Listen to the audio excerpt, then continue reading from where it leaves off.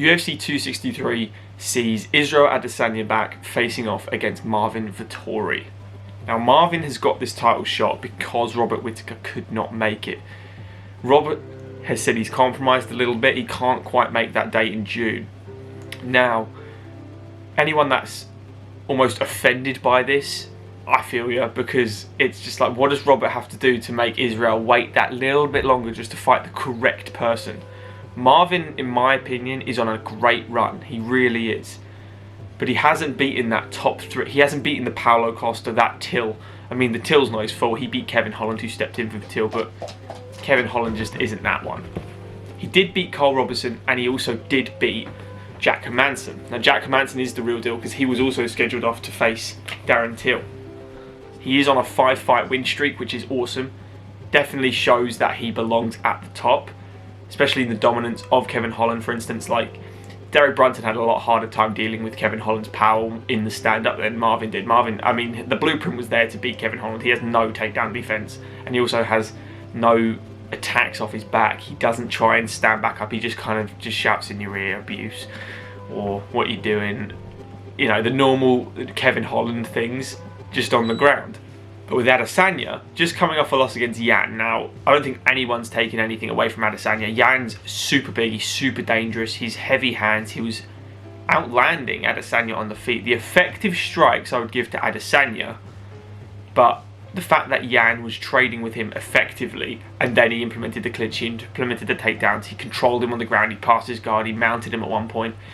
It just showed the difference in level. Still, Yan is ahead of Adesanya in skill set, not just size. I think if they were the same weight, it would have been exactly the same thing.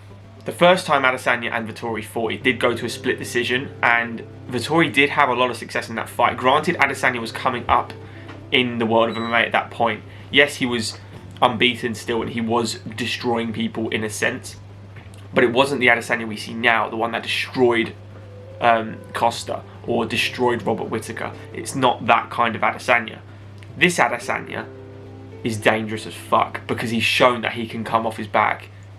Granted, he tried to get up against Yan, no chance. At least he tried. The difference between him and Kevin Holland is he will have an active guard, as he showed against Kelvin Gastelum. Instantly threw up a triangle, no problem at all. He does jiu-jitsu competitions. He is getting better on the ground for someone that is just illustrious within the kickboxing career and kickboxing game.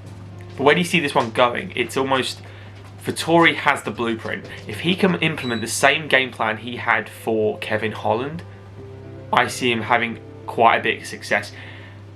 It's not going to be as easy getting Adesanya down, keeping him down, and also getting within range, because the difference between striking an Adesanya and Kevin Holland is chalk and cheese. It's just, there's no point comparing them because they're such different levels. It's almost like comparing me to Kevin Holland and then Kevin Holland to him. It's just, there's just no chance Kevin Holland's even in the same realm as Adesanya within the striking.